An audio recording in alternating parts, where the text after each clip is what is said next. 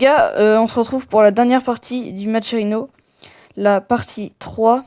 Donc la dernière game était vraiment tendue. Je pense on avait largement la draft et elle se jouait en braquage. Donc encore contre les mêmes joueurs. La dernière partie, elle est décisive. On est parti. Je vous laisse directement regarder la game sans la draft. Voilà. Alors, je pense, vous avez compris que le Miko adverse il va faire des gros tout droits à chaque fois sur la base. Moi, je vais essayer de rester middle avec Leeds en essayant de l'arrêter et de full def sur les deux autres. Et Zero, juste lui, il va mettre des dégâts à chaque fois. Et franchement, on jouait tous plutôt bien. Mina, il l'avait laissé open, je pense que c'était une grave erreur de l'avoir sous-estimé. Parce que je la joue assez bien et j'ai vraiment bien joué et donc c'était vraiment fort. Et pareil, toute l'équipe a fait franchement des bons moves. Hein. Leeds, il gardait très bien la pause. Et Zero, il mettait un bon nombre de dégâts. Je vous laisse voir ça. On a déjà une hyper hein, côté Leeds. Là, c'est la tornade, elle empêche Karl de continuer son ulti, donc c'est carré. Et il n'aura pas pu continuer plus loin.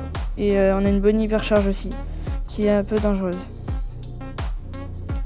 Oh, on a aussi Lily hypercharge. Ok, ça met direct hyper pour respawn sur le coffre. Ok, ça descend très vite les dégâts. Le Miko qui se rate. On casse le shield côté Lily. J'ai une hypercharge moi aussi.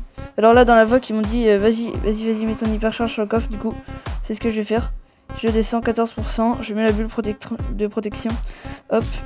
Et le dernier coup. Hop les. Voilà, on a gagné le premier. Ok, donc là on est reparti pour la game 2, très tendue. J'ai fait une grosse erreur sur la game 2, c'est que je suis allé rush et en fait j'aurais pas dû aller rush parce que j'ai laissé la Lily en défense. Et donc la Lily elle pouvait absolument rien faire et on avait plus de DPS au coffre. Et donc là on s'est fait prendre en termes de dégâts par le Miko qui lui en infligeait beaucoup. Et même le Karl qui avait une très bonne position. Donc c'est ma faute et on va essayer de se rattraper quand même. En soi, ça s'est pas joué à grand chose, mais bon. C'était le Miko, il avait trop d'opportunités et on s'en est rendu compte trop tard. Donc voilà. Vous allez le voir. Hein. Malgré tous les efforts qu'on peut faire, on reste derrière en termes de dégâts. Même si là, il avait réussi à rattraper. Mais le Miko, il revient en même temps, donc... En soi, en termes de timing, on est derrière eux. Et au final, on n'a pas les DPS. Même la Bonnie, hein. Là on voit bien, elle joue beaucoup plus que d'habitude. Même le Karl, ils jouent tous beaucoup plus que d'habitude. Ils mettent des sales DPS, ils ont des hypercharges, etc. Et la game d'avant, ils avaient pas ça. Hein. Mais bon, je peux m'en vouloir qu'à moi-même. Surtout que j'ai fait n'importe quoi, entre guillemets, et que j'ai raté mon 4K. Là, c'était vraiment violent. Hypercharge de Bonnie, le Miko qui va revenir. Je pense pas que Zero va pouvoir mettre les DPS. Voilà, hypercharge. Hop. Et le Miko qui termine. Bon, ça c'est dommage, mais c'est de ma faute. Donc je m'en veux qu'à moi-même. Et on est parti pour la game 3. Pour la game 3, je vais vous laisser regarder. J'ai pas commenté. Parce qu'elle était super tendue. Et que tout le monde stressait un peu. Voilà. À tout à l'heure.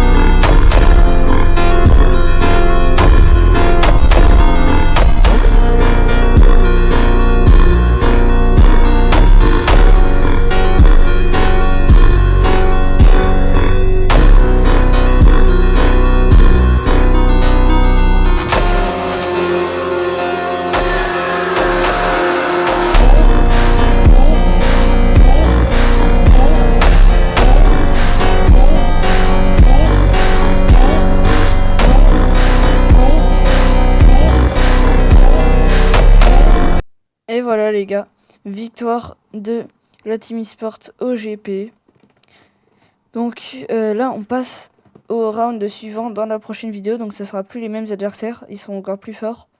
Et je vous ferai la partie 4 pour que vous puissiez voir ça, ça va être encore plus tendu. N'hésitez pas à lâcher un like, un commentaire et un abonnement, ça fait plaisir et ça m'aide beaucoup.